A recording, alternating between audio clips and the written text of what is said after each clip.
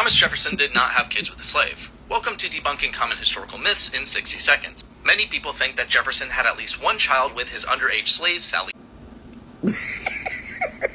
He goes on to say that the study was incorrect, that it wasn't actually Thomas Jefferson, it was his brother. The oral history doesn't make sense. I don't know. I'm not going to play that whole video. So I want you guys to watch this video, and I'll be right back, because I'm not really making this video for this guy, because people have corrected him in his comment section, and he's still doubling down. But anyway, watch this video, and I'll be right back. This 5,000-acre plantation was designed by President Thomas Jefferson, who owned more than 600 slaves. When he was growing up, Shannon was told by his relatives that he was a descendant of an enslaved woman, Sally Hemings, and the president. That Jefferson had children with Sally Hemings was denied by Jefferson's recognized family for almost 2 centuries, until DNA evidence proved the link in 1998. We're looking at Thomas Jefferson's legacy and the unbreakable connections of his descendants. So take a look at these two guys. They don't look alike. That's Shannon Lunier and Lucian Trescott. They're related. Thomas Jefferson's Monticello estate, visitors are given a peek into the slave experience on the mountaintop. Their latest installation, the Sally Hemings exhibit, and it gives its most personal look at this shameful chapter in American history.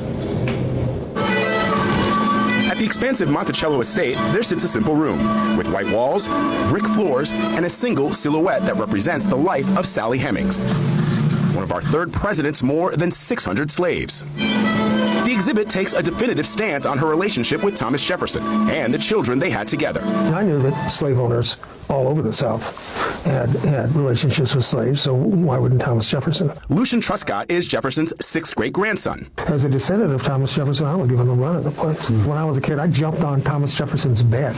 Shannon Lunier is also Jefferson's 6th great-grandson, but he's from Sally Hemings' side. My story's a little different from Lucian's because when we were studying the presidents in 2nd grade, I stood up and I proudly said, Thomas Jefferson is my great-great-great-great-great-great-grandfather. And the teacher said, sit down and stop telling lies.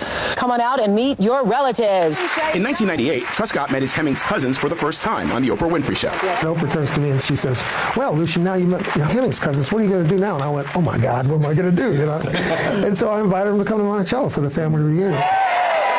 He was bringing the slaves and the slave owners, children, descendants together for the first time. So there are a lot of people that did not want that to happen. Stand up here. Now they're really not going to like me. The Monticello Association, separate from the Monticello estate, voted not to allow the Hemings to be buried with other Jefferson descendants in this graveyard. This is your mom?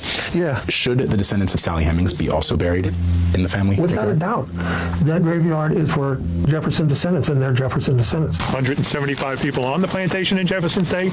135 of them are enslaved African Americans. I grew up at a time when you didn't hear the word slave here. You could go on 10 tours over 10 different years and never heard the word slave. And now the tours you take here are complete tours. I feel good that America now gets the full story. I mean, these 2 rooms used to be a bathroom, and they uncovered that Sally and her brother lived here. And if you take the tour, they go through Jefferson's bedroom. It says John Hemings built that archway there. That was never talked about. You were never taught when you were a kid, and you weren't, and I wasn't, that slaves built Monticello, the Capitol, the White House.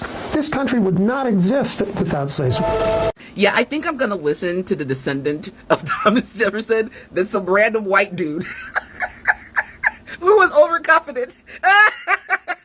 I swear to God, y'all just want to whitewash all of history.